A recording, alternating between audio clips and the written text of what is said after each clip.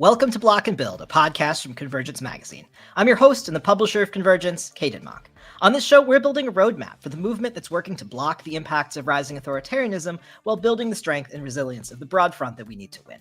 This week on the show, we're first going to talk about how on-the-ground organizing was a factor in Zohran Mamdani's historic 10-point victory in the New York City mayoral election last week. I'm going to be joined by a panel of leaders from different local organizations who worked on the campaign and learn more about their work and strategies.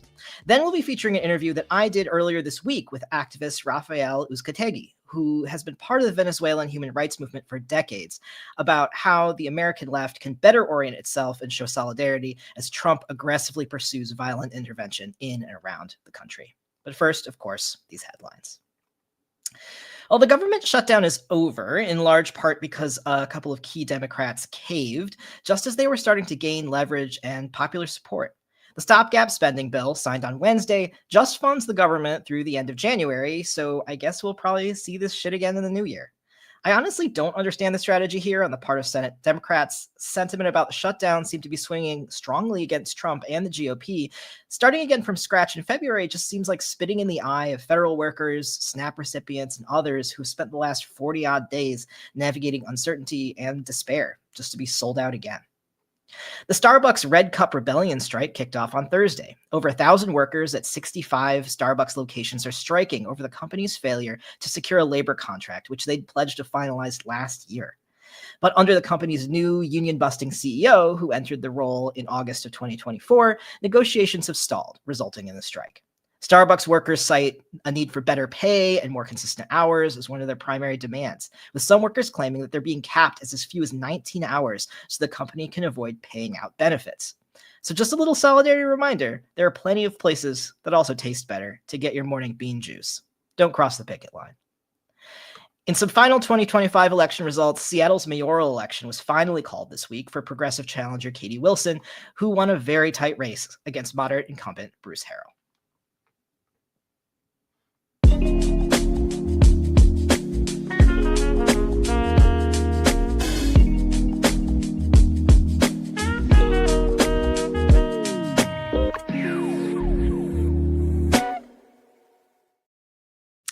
So I've talked quite a bit on this show before about the details that have been missed by the mainstream media narratives about Zohran Mamdani's historic win and the broad base of support that he's built, but they bear repeating. While his social media game certainly is some of the best that we've seen, and his personality and quick wit make for a generational political talent, these are only a few of the many pieces of the combination of forces that led to his rapid rise from a junior state legislator to winning the election for the mayor of the biggest city in the United States. Today, I'm really excited to explore the ground level organizing in working class communities of color that mobilized massive amounts of volunteers to knock on doors, make phone calls, and more to get voters to the polls for Zohran. I'm joined by a panel of leaders from three key organizations, including the policy director of New York Communities for Change, Alice Nascimento. Alice, thank you so much for joining me today. Thanks so much for having me. Really happy to be here. The political director of Drumbeats, Jagpreet Singh. Jagpreet, thank you for making time today. Appreciate being here. And finally, the organizing director of CAV Voice, Alina Shen. Alina, it is good to see you. Good to see you too. Thank you for having us. Absolutely, my pleasure. I'm really glad that we could get you all together too for this conversation. Knowing that New York is like the finance capital of the world, there's so much money that was poured into the race against Zohran. It was organized people that really brought him across the finish line for this victory. And I think one of the things that a lot of mainstream coverage misses is that this wouldn't have been possible without decades of organizing and base building in the communities that your various organizations work in. I want to set up for our listeners a little bit how we got here and what Zohran's victory means in this longer story about New York City's social movements, because I think it is to me the missing piece of a lot of this story. And maybe Jagpreet, can we start with you? Yeah, for sure. We've been organizing in South Asian and Indo-Caribbean communities for the last quarter of a century, and making sure that we're building out leadership within our communities. And for years, this has been across various issue areas that have deeply impacted our communities. Right after 9/11, our communities were some of the most surveilled communities in the entire country. With the passage of acts like the NCERS Act, there were Muslim and South Asian men all across New York City who were being detained, picked up, had to report to government headquarters in order to check in.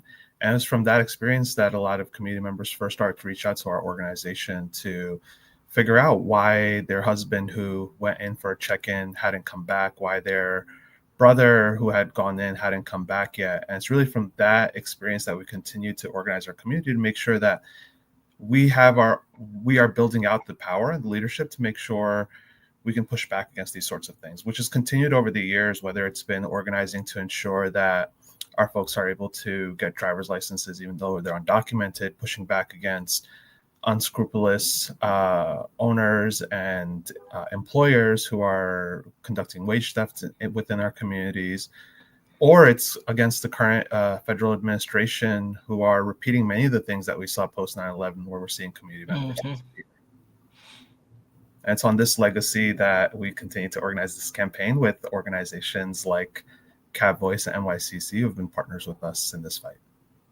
Amazing. Alicia, what about NYCC? What is the sort of like longer background of you all's organizing and what this victory means for you? Yeah, NYCC, we organize in low-income communities of color. Our members are primarily Black and Latino. There are also a number of immigrants, but your viewers may remember Acorn. We are actually arose from the ashes of Acorn, NYCC. We've been in 2010 when Acorn imploded after a right-wing conspiracy against it following the election of Barack Obama, where it had registered hundreds of thousands of voters of color across the country. The right-wing targeted it. Congress passed something called the Defund Acorn Act, and Acorn in New York then became New York Communities for Change, which is where I organize and work. So a number of our members are still the original, kind of OG Acorn members that have been organizing around issues like housing. We were part of this historic squatting campaign that actually people ended up having and ultimately buying their own apartments after a significant amount of sweat equity. That led to the foundation of the Mutual Housing Association of New York, which is a nonprofit developer that we still work with, and that house a number of our members to this day. So we've been in the community, if you count that, since it's over 30 years. And that is the kind of organizing that we've always done. And particularly with NYCC, we have a very strong analysis of capital. Right. We also wage a number of corporate campaigns, understanding that we are in the center of the financial world in New York, and that all of our issues are pretty much impacted by what goes on in Wall Street. So we organize around bread and butter issues and housing. And at the same time, we have a deeper analysis around how Wall Street impacts our lives as well. Great. And Alina, could you give us a little context on Cab Voice and what Zohran's victory means for your organization? Definitely. So just a quick little bit of background about me. My first start with CAB was as a youth member in 2011. And I joined CAB because my family had immigrated to Chinatown in Manhattan in the 1980s and really was only able to stay in Manhattan because of rent control and union jobs. And so Cab Voice currently organizes working class Chinese and Bengali immigrants into neighborhood-based tenant unions in New York City. Our track record is around winning campaigns, housing campaigns. The first fights in our chapters were around fighting evictions and keeping people in their homes. And we, have since been able to build across all of our communities, even though we have neighborhood chapters. I would say, just to your earlier point about being the finance capital of the world, I think the thing that gave this campaign momentum across our working class memberships was that because we have decades of experience fighting material campaigns in housing, environmental justice, immigration for so many years, our members and our leaders were trained in these fights, and they understand when a fight is starting to become cyclical. So, for example, Cav Voice has fought to lower the rent for 2.4 million rent-stabilized tenants in New York City for years at the Rent Guidelines Board. There's a board that determines the rent for 2.4 million rent-stabilized tenants in New York City. CAV has been at the forefront of this fight every year. A few years under Mayor de Blasio, we won a rent freeze. However, I think in recent years, we've realized this is a cyclical fight. And so because our members are developed in understanding who our opposition is, they've seen the landlord lobbies, they understand how they work, they're then able to see this mayoral election as a tactical fight, as an organizing fight in this longer term, really a battle to transform the housing and rent in New York City. Yeah, that makes a lot of sense that like there's a deeper power analysis that gave rise to the commitment to this fight. And I think I'm curious about unpacking that a little bit more with all of you and like what your experience has been with your membership around building that kind of political education and how the strategic decision came about to endorse, especially early in the race, and what that has meant for like then the way that you all approach electoral politics within your organizations. Alicia, do you want to start talk a little bit about that strategy and doing that political education with your members? Yeah. Well, just to situate ourselves in the time, right? I mean, collectively, our organizations, we endorsed Zohran right when he launched on, guys, was it October 23rd or 24th? I always say the 24th. I feel like I it's like a date that's cemented in my mind, but I go back and forth. But it was in October of 2024 when he was at less than 1% in the polls. Prior to that, I think we had all individually met with Zohran, had a series of conversations, and really understood the vision and the strategy behind it. And the power of it is that it was not coming from consultants, right? This is a person who, he's been an assembly member since 2021. And the ideas that he was putting forward had come directly from movements that all of our organizations were a part of. So whether it's the rent freeze, which NYCC has also been part of with CAV in terms of advocating for a rent freeze for New Yorkers. Universal childcare, we organize daycare providers who are basically living on starvation wages and who also can't even afford a daycare in New York.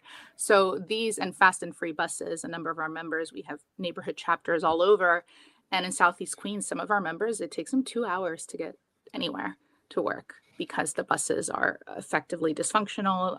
In many areas, there's no subway access. So these aren't, kind of the vision behind what to campaign on and what constituencies to really speak to were very strong and emerged from the needs of our members. So, and in kind of the greater political context, this was at the time where Eric Adams was under investigation for corruption and was, I believe, I don't know if he had been indicted yet, guys. Was he indicted already? Yeah, no? But I mean, like, Yeah, yeah. everybody knew that we had a corrupt mayor. That was kind of the gist of it. Who was very vulnerable and who had, for I believe the second year in a row, raised our rents. I'm a rent stabilized tenant. My rent has gone up under Eric Adams by I think like $250, where prior to that it had been frozen. And also at the same time, we were seeing the Democratic Party really aid and abet and be directly complicit in a genocide, and ignoring the overwhelming opposition from both constituents and the masses. And nobody was speaking to that. And on immigration, like I said, a number of our members are immigrants, same with Drum and Cav. We were seeing the Democratic Party move to the right and talk about how they would also address the close the borders. And the strategy that they had embraced at the time was of, some people have said, MAGA light. Right. And some of the critiques, which I agree with, have also been, hey, if you're susceptible to that messaging, you're going to go for the real MAGA instead of MAGA light. So we knew that it was critical to provide an alternative message still rooted in bread and butter issues on how we had an answer to improve people's lives, but one that was not rooted in authoritarianism or xenophobia. And I think that's, there were no Democrats really at the time, even the ones considering running, who were campaigning on a really bold vision around that. And it was very clear, just meeting with Zohran, that there was a positive message that was rooted in how can we make sure that government actually makes our lives better. So for us, even though political convention, I don't know if Jagpreet and Alina, you guys feel like this political convention, looking back, it was like, if you're looking at the actual numbers and the possibility of it, it seems crazy. But when at the time, it felt like it was very clear for us. It wasn't even something that we had to think about that much in terms of endorsing him, despite of the fact that nobody knew who he was. He's young. And, if you look at the field of candidates at the time, a lot of people felt like he didn't have a chance, but he was the only candidate we felt was really speaking to our membership. Yeah. Jagpreet, Alina, do either of you want to tap in on this? I am also interested in this, like, when you are in this situation, endorsing so early somebody who, like, as you said, Alicia, like, no name recognition, polling at like 1% or less. Like, how do you make that decision with your members? Like, what is that like? Yeah, for sure. I think, to put things into context a little bit, if you had asked me even 6 years ago what organizations like CAV or Drum have created C4s or would get involved in the mayoral race, I would have said no, you're crazy. But I think that a lot of shifts have happened within the last decade or so in New York, which have made it make sense for us to get into this foray into this field, with the initial election and DSA victories in with AOC, with Julia Salazar bringing in new contingent, kicking out some of our Republican aligned Democrats within the IDC, which led into a passing of rent law reforms and bill reforms, good government acts that allowed for early voting, that allowed for ranked choice voting, with the push of grassroots groups who are doing a lot of this outside work and making sure that all of these things were able to be prioritized. But I think a lot of us who were on the grassroots side also saw, in order to keep these victories, we need to stay within the electoral world. We need to stay within the political world. I think many of us will agree that in 2021, we made a lot of mistakes when it came to the mayoral race back then. I think a lot of the candidates who were involved within that also made a lot of mistakes. A lot of the campaigns that the left was backing either imploded because of interpersonal reasons or just the bad principle to begin with.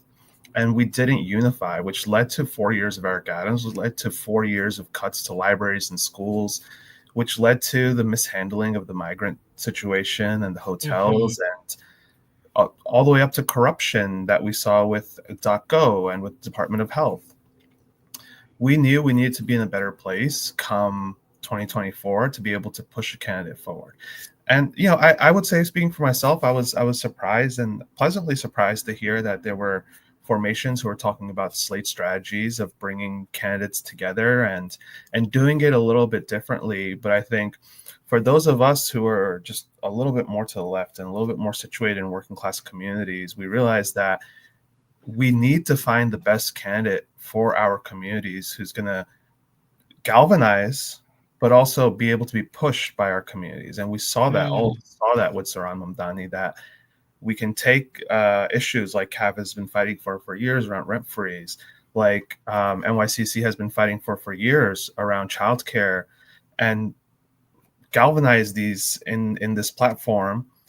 On top of that, the candidate themselves was invested within communities that we've worked with, was invested in issues that we worked with. So all of this made sense in a very, we need to push our message forward level. But as all of us had conversations with Zohran, within our community, within our bases, which represent usually communities with the lowest voter turnout, the communities that get the least amount of voter contact, and they're excited about this candidacy, already told us back then that this was something different. Yeah. One of the things that a lot of the institution relies on is low voter turnout for these sorts of elections, to make sure that their candidates are the ones that are being pushed forward. They're afraid of higher voter turnout coming out, and that's exactly what we knew even back in October would be a difference within this race. Yeah. Alina, do you have anything to add here about Yeah, I'll just say I think our organization has a neighborhood-based chapter in Astoria where Zohran shortly was the assembly member, and so we've worked with him on fighting a luxury developer in the neighborhood. We've worked with him alongside NYCC and Drum Beats around passing and defending rent protection laws at the New York State level. And so we kind of knew how he responds to and is responsive to the demands of working class people. And so we understood him, and therefore when we read the moment around Mayor Adams' indictment, and then upending the political ecosystem and establishment.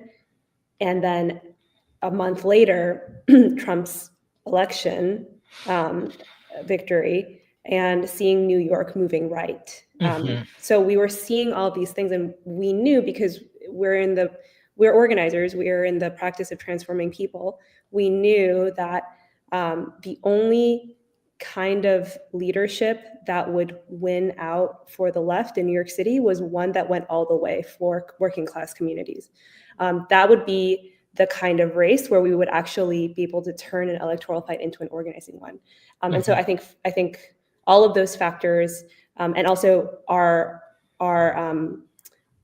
ability to work with one another, like having aligned organizations, being willing to move together in an ecosystem, take risks together, potentially make mistakes together.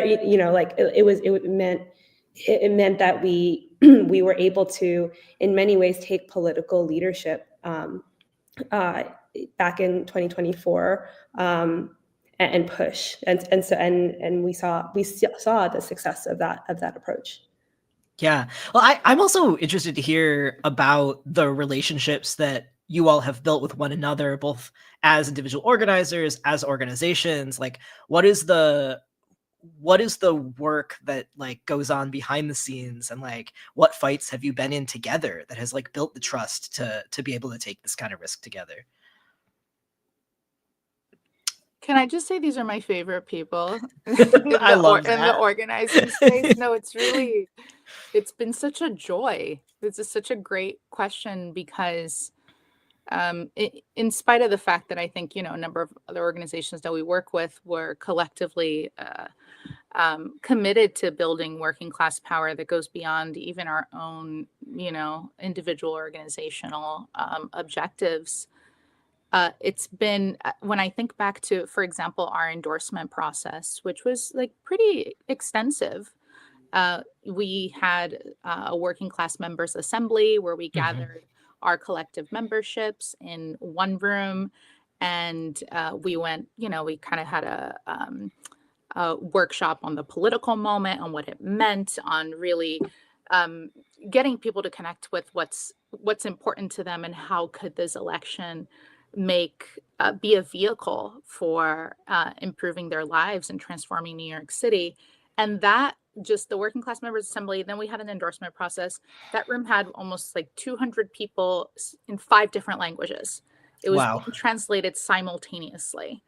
And I mean, like I said, we organize primarily Black and Latino working class folks, and normally all our meetings are in bilingual, English and Spanish.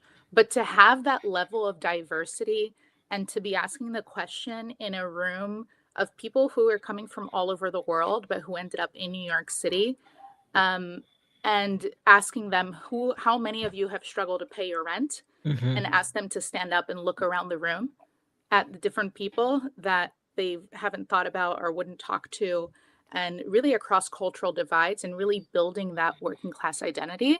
It's probably one of my favorite and most memorable organizing moments so far. It was really engaging in that process, and like Alina said, struggling together and navigating the different dynamics together, and making sure that we had food that our members would all collectively like, even if it meant different types of food, but Yeah. it was just so emblematic of what New York is and what it represents.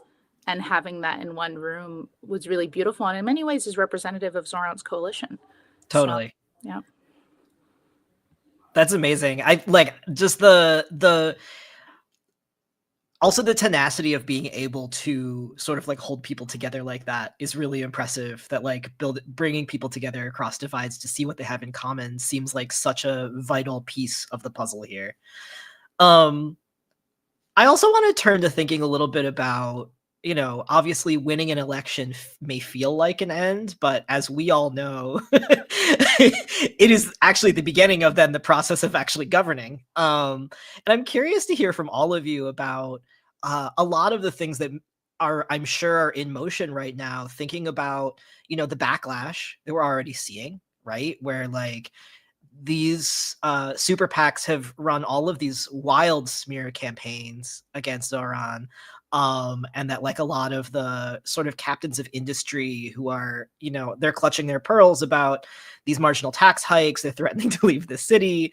There's a lot of work to be done to make Zohran's platform a reality. And like, what are the challenges that you're already thinking about? What is the kind of work that your organizations and bases are going to be moving into to do some accompaniment on that platform? Jagpreet, do you want to start?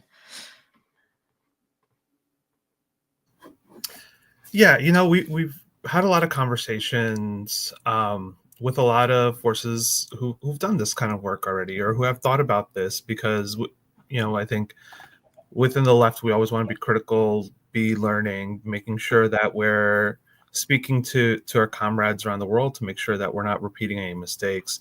So we've had conversations with folks in Spain and Austria, and even closer with folks in Jackson who've done people's assemblies in the past, and really have solidified that work, as well as with some of the endorsers of Brandon Johnson in Chicago, who had to deal with a lot of the similar sort of pushbacks and threats by capital and landlords, and how they've been able to deal with that. And we've always made sure to be in constant communication with each other, pulling in allies and like-minded individuals who want to continue to build power, who want to build out the left, who want to make sure the left is in place to govern, and also take this back to the transition team, and in the future to the administration, to make sure that we have a strong relationship, and that again we can be critical of each other, and we can push each other in the right direction. Because I think with the type of movement the campaign has been able to build, with the type of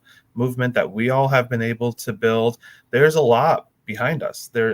We have built some of the mass structures that are going to be needed to govern over the next 4 years, and it's going to be tumultuous. It's going to be a little rocky, but I think the more that we're working in coordination, the more we're talking and evaluating things that are going on, the easier it's going to be. I think we are all of our organizations are working together with some other organizations in a formation called the People's Majority, and at the moment we're ready to push forward the top 3 planks of the campaign of fast and free buses, childcare access for all, as well as the rent freeze, and then the main thing that we're going to need on the state level to make sure we get some of these priorities passed in taxing the rich. And I, for one, am excited. I think we've built out some great structures, and we have some great people who are working alongside this. And now is just our time to take this experiment on the road and make sure that we're able to succeed. Amazing. Yeah, I'll just add, if that's okay, that I think Jagpreet's absolutely right, that this is the time to start building the social movement ecosystem that had been so upended, right? Like the political ecosystem in general had been so upended by Zohran's rise. Someone reminded me even 5 months ago that Cuomo was polling ahead. Yeah. And 5 months ago. And so the idea that this candidate who is running on a democratic socialist platform could win over New York City is a moment where we are going to need to step in and bring forces together and hold a counterweight against all of the other, finance, capital, lobby, and real estate lobbyists that are going to come for Zohran's administration next year. And so, like, I think Jagpreet's absolutely right. We need to be building our alliance, and we cannot.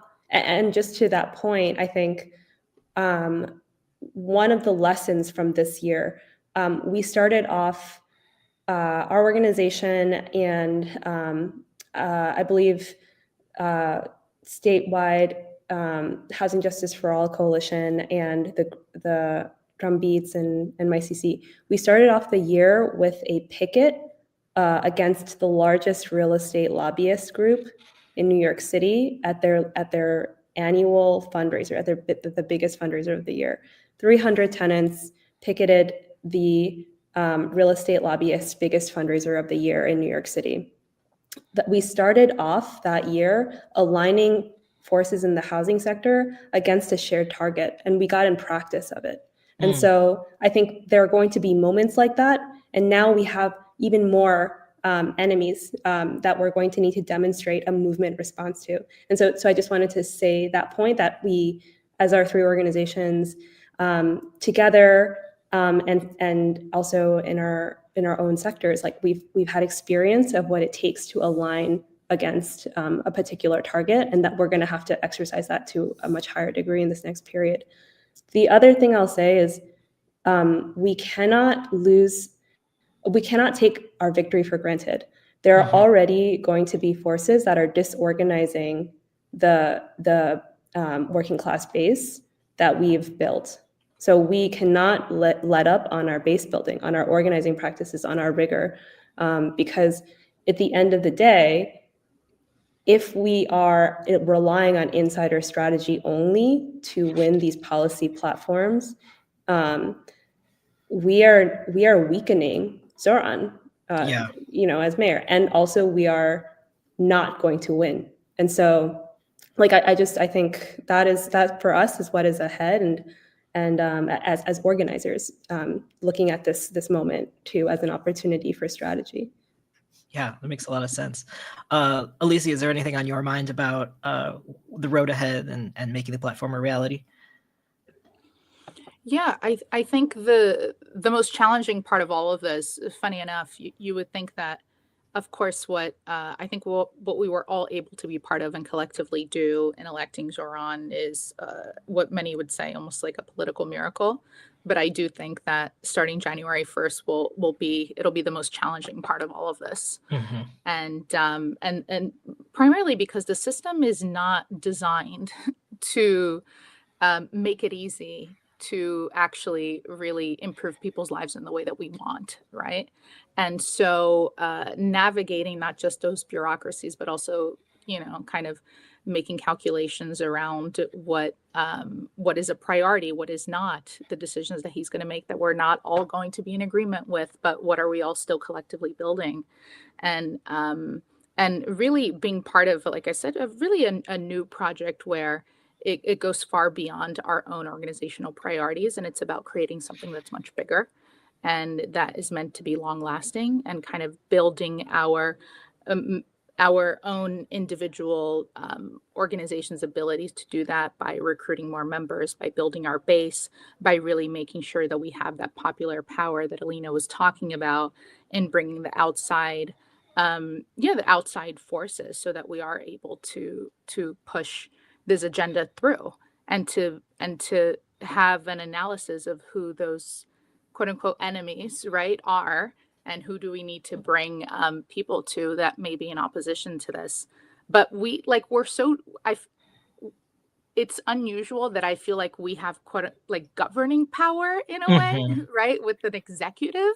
Like, we have elected officials that are legislators that we've helped elect and who are part of the state legislature in Albany and city council, but being in an executive position in New York City is definitely going to be, it's an experiment, I think, for all of us. But I have faith, I should say. And like Jed Preet was saying, it's going to be messy, but it's something that I feel like we've been primed for, because we've been part of these battles for such a long time, and because there's a strong organizing foundation behind this coalition.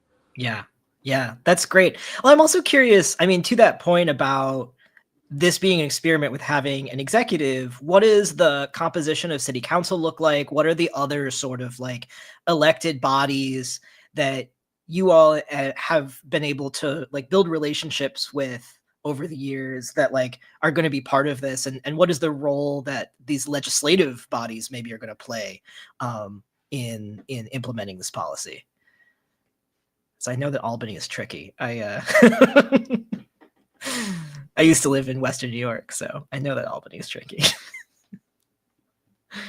Well, I think all of us are already talking about being in coordination around some of the state races that are already happening next year.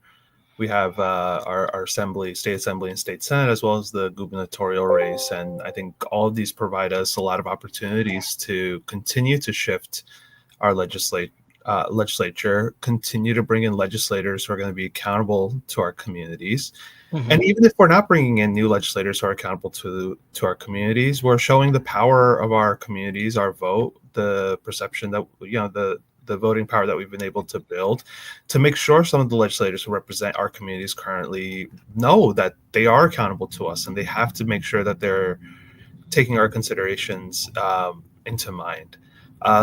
Like I mentioned before as well, we're excited to work with a bunch of our allies, including DSA and others, in order to pass the Tax the Rich campaign, in order to get the extra funds that we're going to need. I think on the city level as well, we're going to see, this is an assumption I'm making now, but I think we're going to see a little bit more of a progressive shift. There's definitely a lot of council members currently who have been showing a lot of progressive leadership, have been acting in the best interest of their communities, and have in many ways been the vanguards within city council. And I think with Mayor Mamdani coming in, we're going to see a little bit more of that and a little bit more openness around some of the priorities that we have. Excellent. Alicia, Alina, do you have any other thoughts about city council, about state government in Albany? I'll just say one additional thing.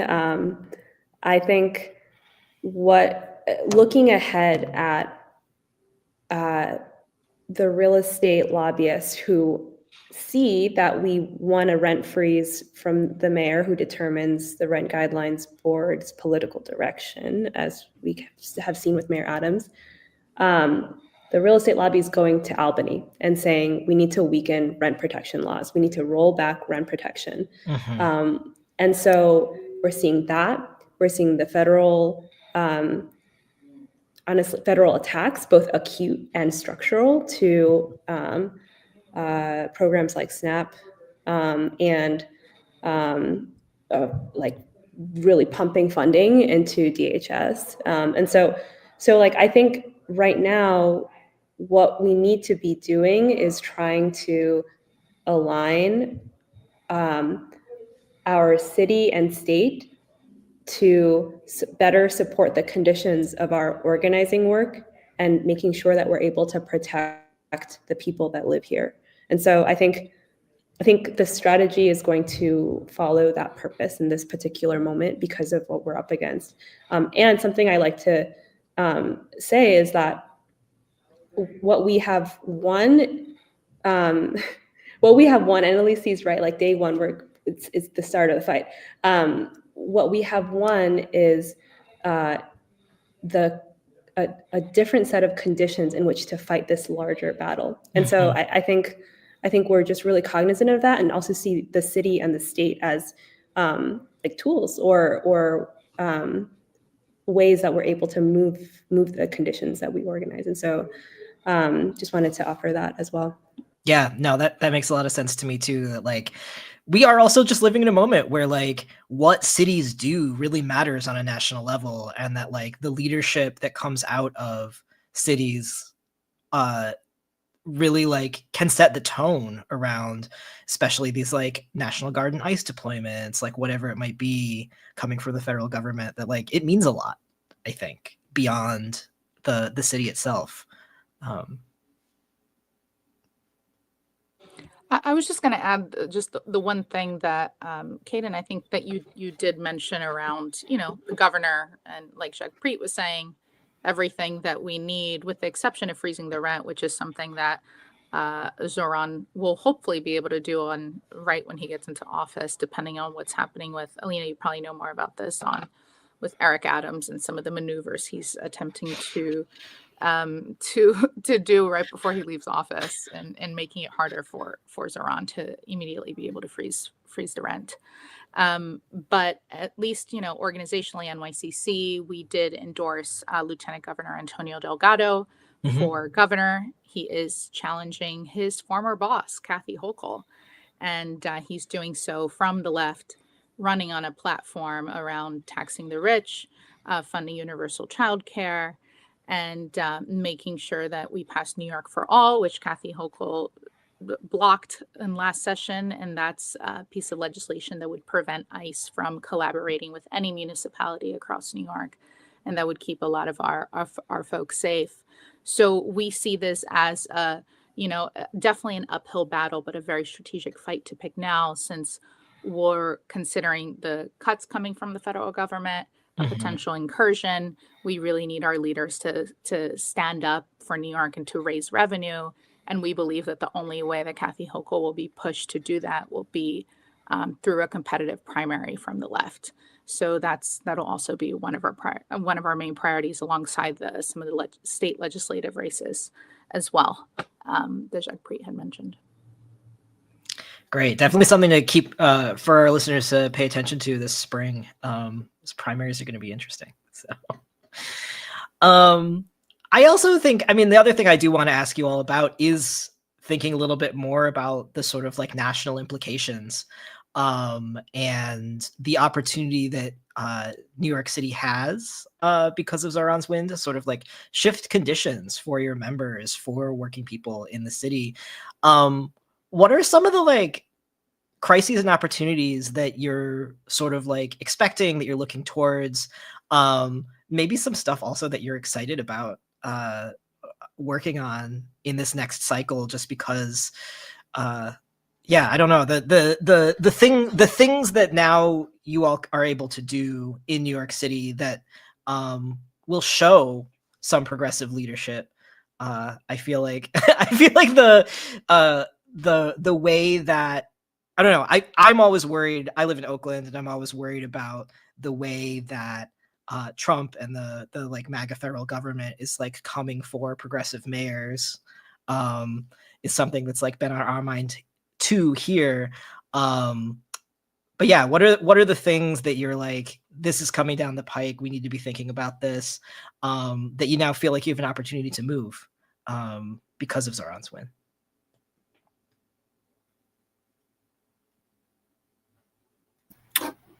This is a little bit further out for us, or maybe not, depending on how our Democrats decide to do things. But redistricting is often on our mind as well as an organization that's often involved within redistricting.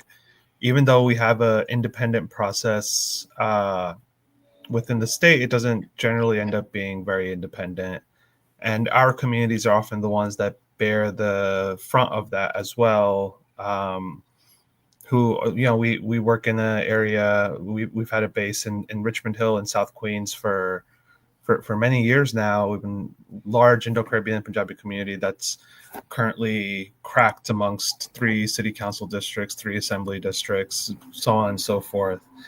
So I think building power there, and I think tied to this as well is the various appointments that fall within the ability of the mayor, whether it's the rent guidelines board, whether it's redistricting boards, whether it's library and parks boards. I think there is a chance to get a little bit more equity within how representation is seen within these sorts of boards, and make sure that all voices are heard. I think this is an issue we've had for a long time, all the way down from our community board level up to these sorts of positions. And then the other is, of course, as you've mentioned, I think, as we all are thinking about, is a militarization within New York City, is ICE officers, is National Guard, and these sorts of things that are definitely looming and have been a threat that the federal government has imposed. And we're seeing what's happening in places like California and places like St. Louis.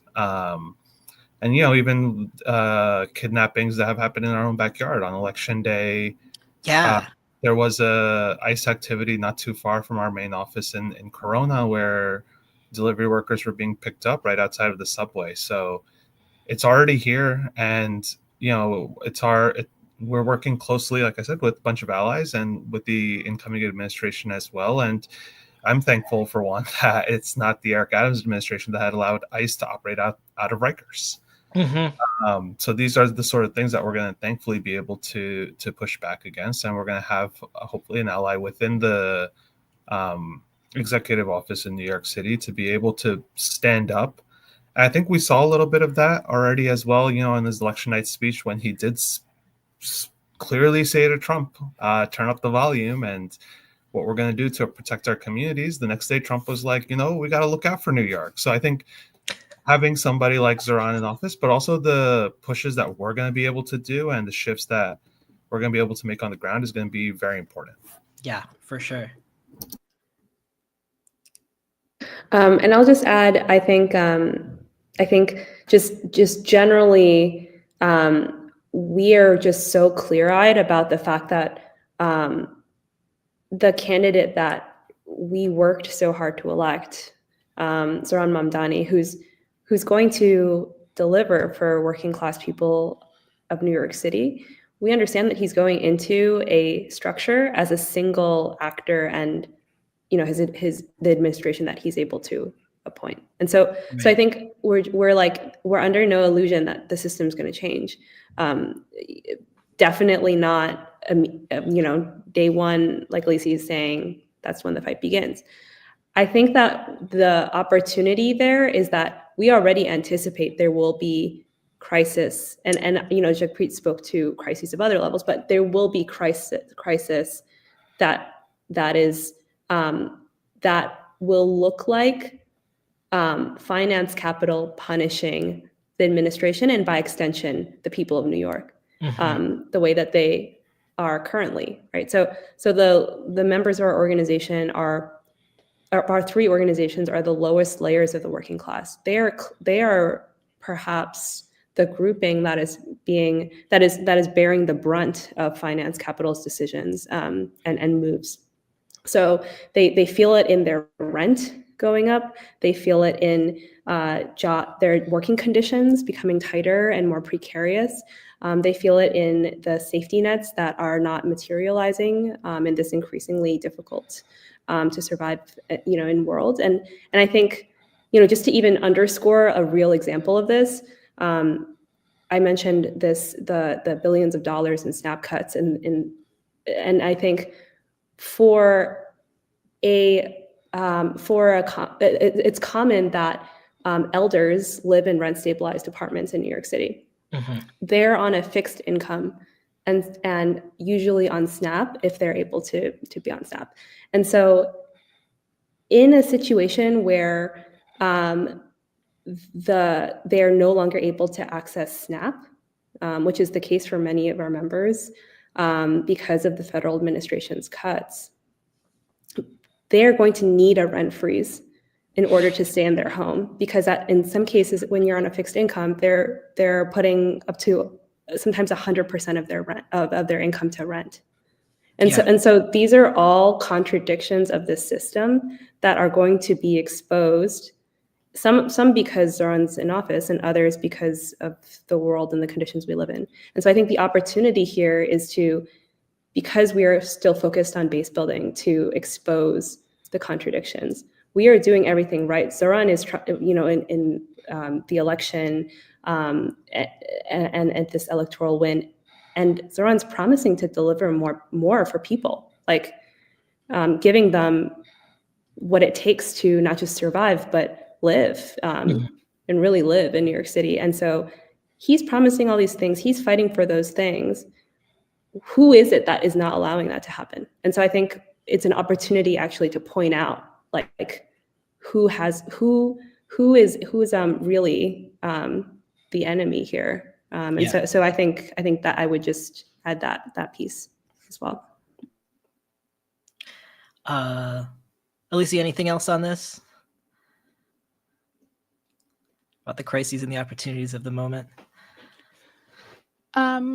I mean, Jagpreet and Alina outlined it so well. We're thinking about, some very similar dynamics. Obviously, a potential federal incursion. There's been a significant difference in terms of what happens when we knock on doors, primarily in immigrant communities. A lot of people, they're terrified. They're not opening their doors, even with Know Your Rights trainings. If you're doing them in person, people are scared to come.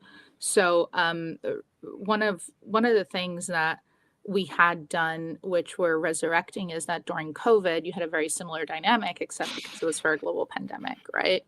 So people weren't able to go outside. They were also out of work. And most of our members didn't have access to unemployment insurance or any of the safety nets that other people do. So we were able to, kind of be parts of networks and build our own where we, even though we don't do, like normally direct services operations, but where we were able to make sure that people were fed and people were safe and that they had a network and a community to rely on. And so we're really, preparing for that, and neighborhood watch groups of the sort. Yeah. And just the other thing, and Alina, you can probably speak more to this than myself, since you do more housing work, but just the contradictions of our system, and particularly with a rent freeze, right? And owners of rent stabilized buildings who are now being weaponized. Many of them, there are the big developers that own a bunch of buildings and have a lot of money. And then there are some who are actually really struggling with property taxes, with utility costs, and whose stories are really being weaponized in this moment to say that, Zohran, and this is going to be amplified even more the moment he takes office, and if and when this happens, saying that, and particularly in communities of color like Black and brown homeowners who've always been used as a weapon, and some of our members are small homeowners, to say that you can't freeze the rent or you can't have any type of tenant protection mechanism because you are hurting Black and brown homeowners. So we're, kind of preparing to be on the offense on that, but also making sure that the people who do need help, because some of them do, are protected, and that policies are also addressing their needs, but not being weaponized to be used against tenants. Yeah, that is really interesting, and I feel like I see that kind of discourse all over the place, also here in the Bay Area, right? But I think it's a very common way that people try to wedge apart renters and homeowners, and I'm very interested to see sort of what comes out of that. Well, as we wrap up here, is there anything else that we haven't covered that you all want our listeners to know about the organizing that really like delivered this election, and then the way in which it was not just an electoral fight for you, but really also an organizing fight?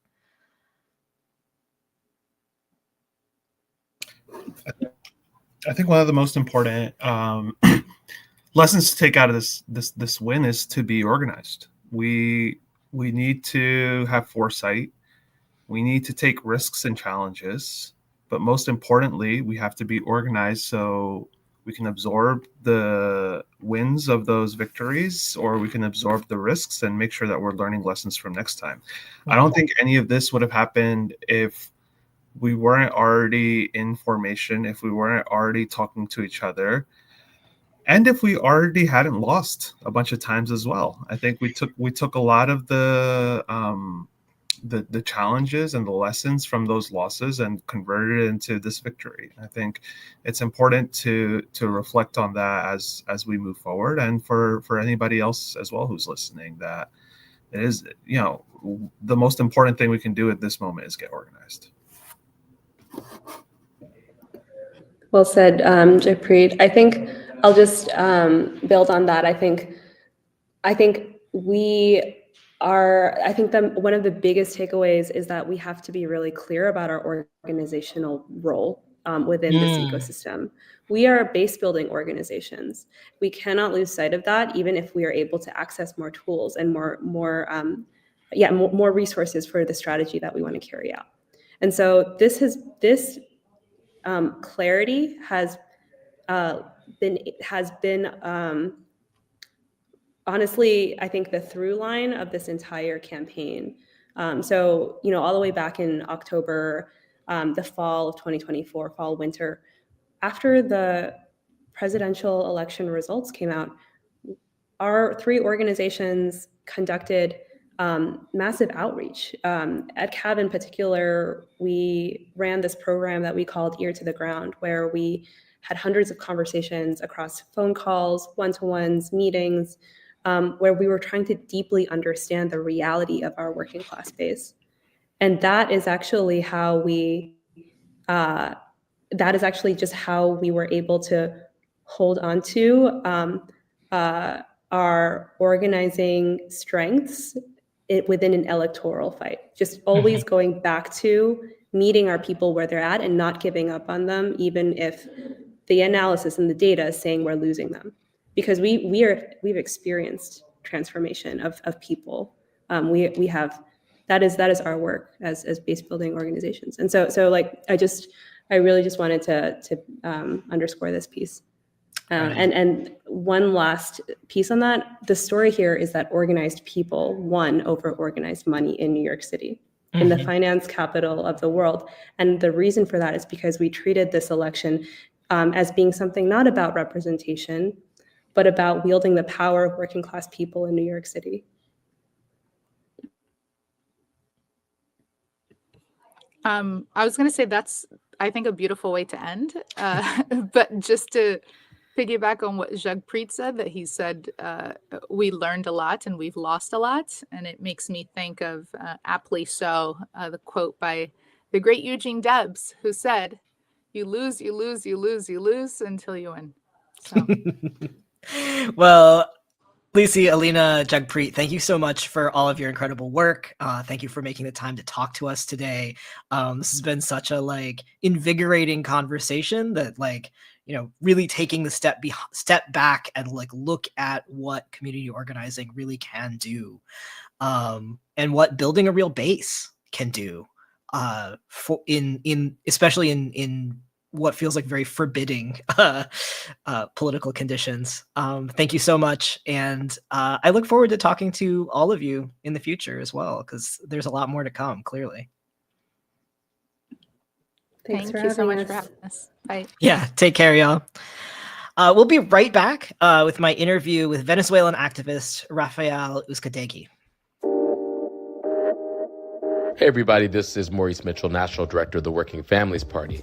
I read and give to Convergence because it has become a home for me to engage in critical analysis, find practical advice for organizing and strategy, and inspiration in the belief that a better world is not only possible, we can build it. To make either a one-time donation or become a sustaining member, visit convergencemag.com/donate. You can find a direct link in the show notes. Thanks for listening.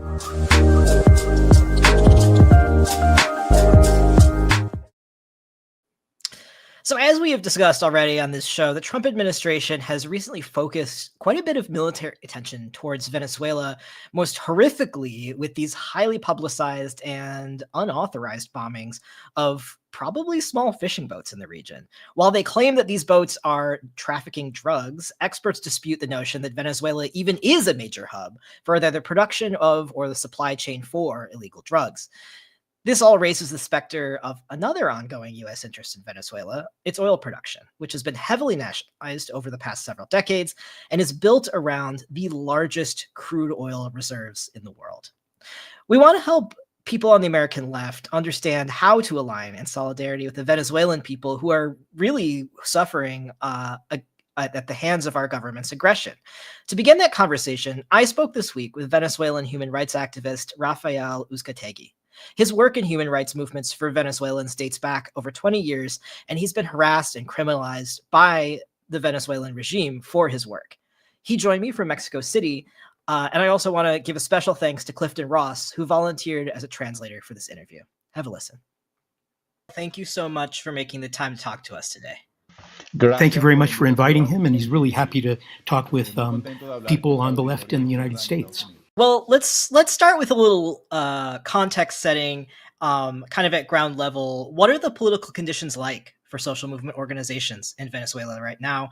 And what are the issues that left-wing forces are organizing around? Gracias. First of all, we'd like to start off by saying that right now, Venezuela is in the worst situation that it's been for social movement organizations that it has been in the past 50 years. A good example of this is the left-wing candidate, Enrique Marte, has been in jail, who ran for the president in the election of 2024, has been in jail for the past 10 months. And it's really important to point out that the real conflict in Venezuela is not between the left and the right, but between authoritarianism and democracy. The left-wing organizations and social movements are having to work in underground. They're essentially in hiding. They're unable to operate. They've been immobilized. And right now there are more than 1,000 political prisoners in prison. They're from every range of left people of the left and social movements. For example, there are 20 journalists who are now imprisoned and 12 human rights defenders in prison.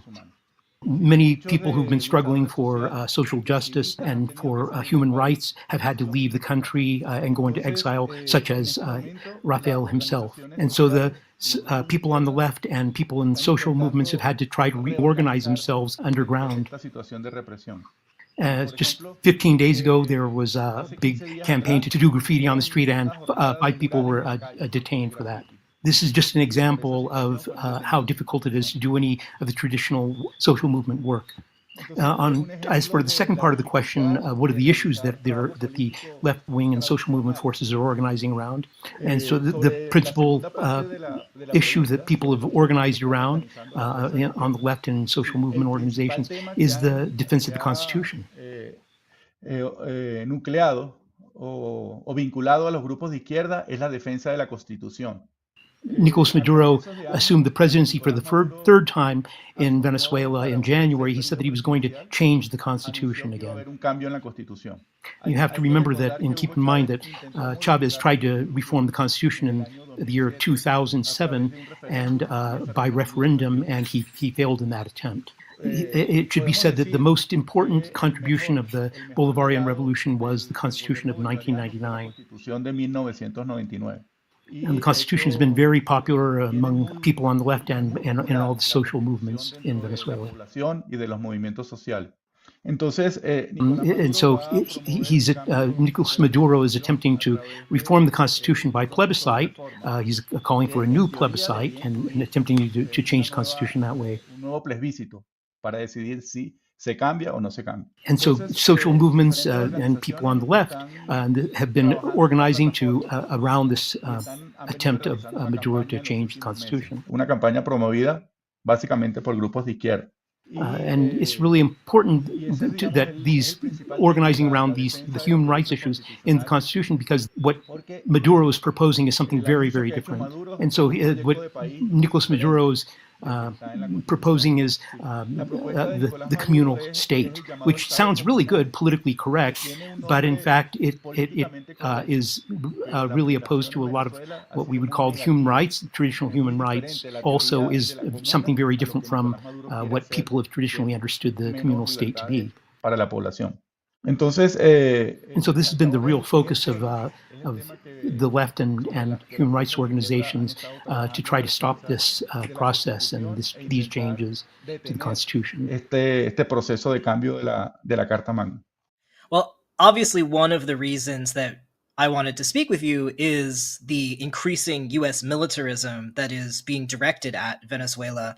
And I'm sure our listeners are very curious to hear from you about how U.S. militarism has escalated these really oppressive political conditions for Venezuelans. The first thing that's important to point out that you'd like to say is that we're not in the presence of some the traditional imperialist attacks that people have thought about in the past or have seen in the past. It's very obvious that there is a military threat coming from the boats that are positions in the Caribbean right now. This is simply goes without saying.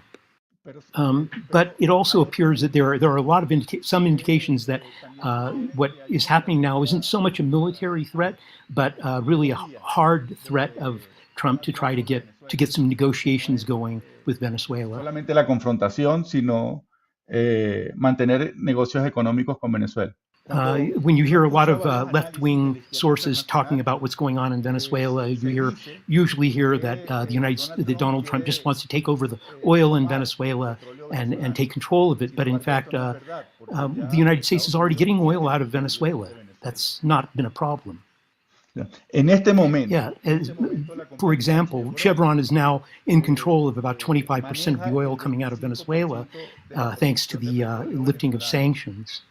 It's because, and according to some, it's not public knowledge, but according to some analysts, Chevron is now managing about 30% of the oil that's coming out of Venezuela. And some people say that Chevron is the primary supporter of the regime of Nicolas Maduro, and it's true.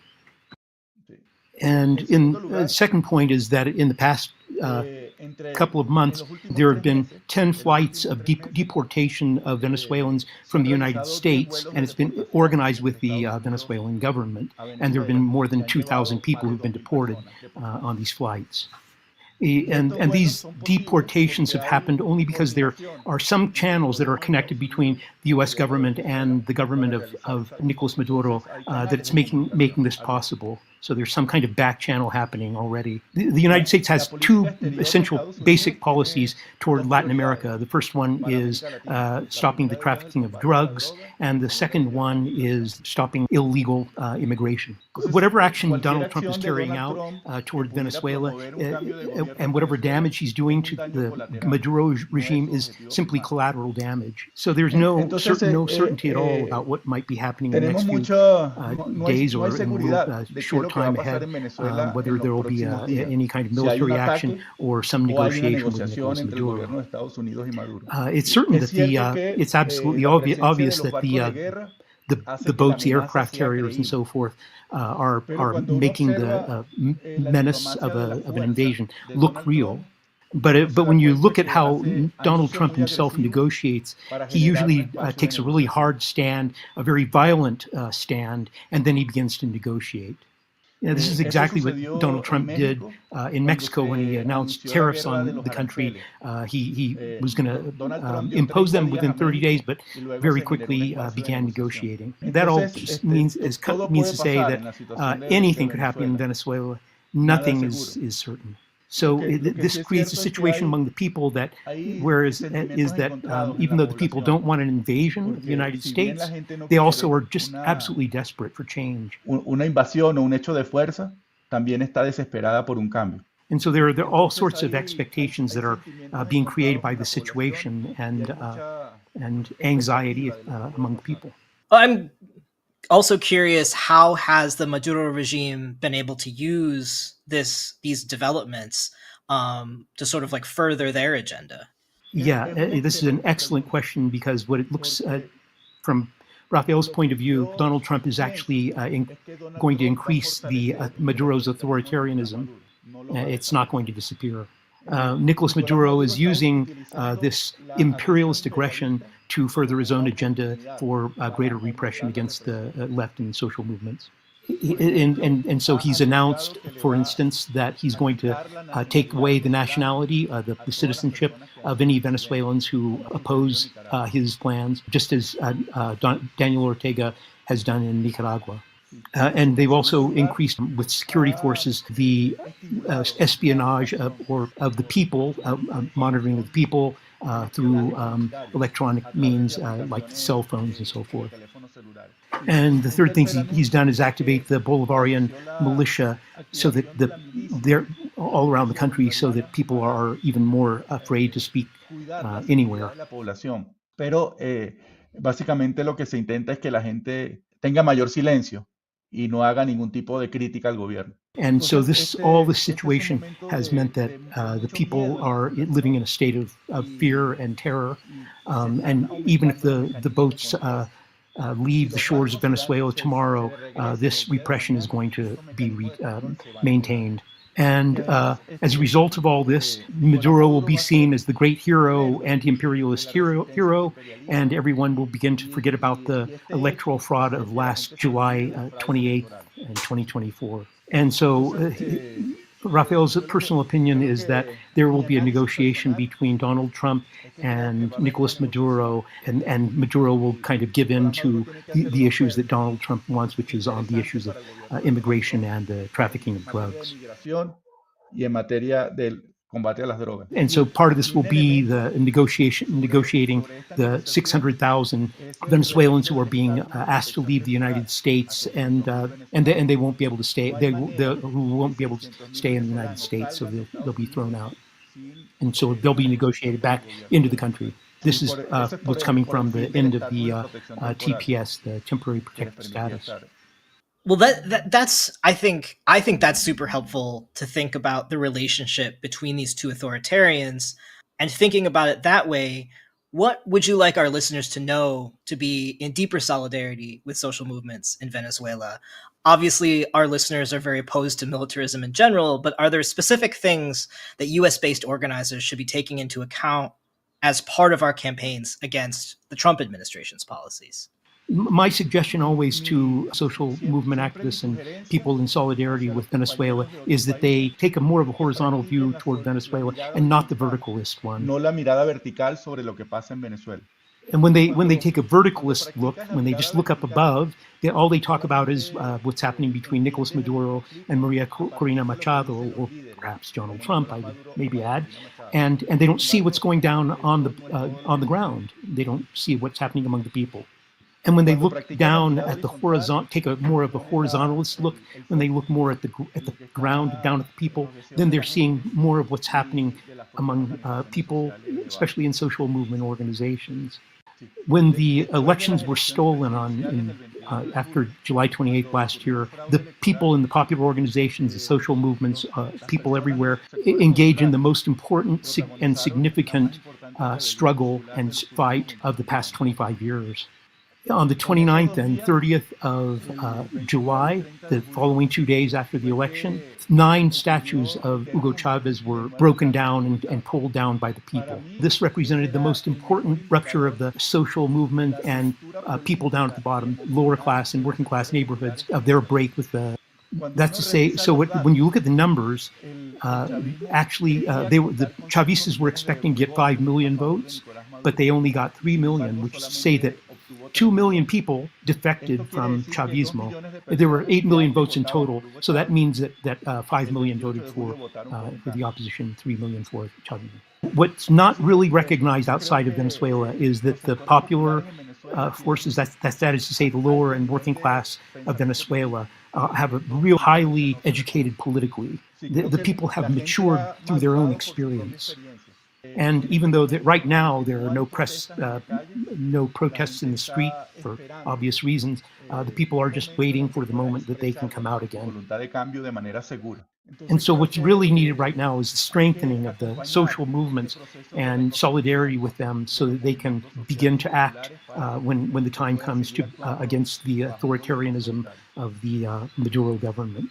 One thing that really could be done right now is to bring up the volume on the struggle that the Venezuelans have been making for democracy and for the end of this authoritarian government. And also to ask for the legalization of traditional left parties that have been criminalized in Venezuela, like the Communist Party of Venezuela. And what really needs to happen is tell the story of the people themselves and not just Nicolas Maduro and Maria Corina Machado.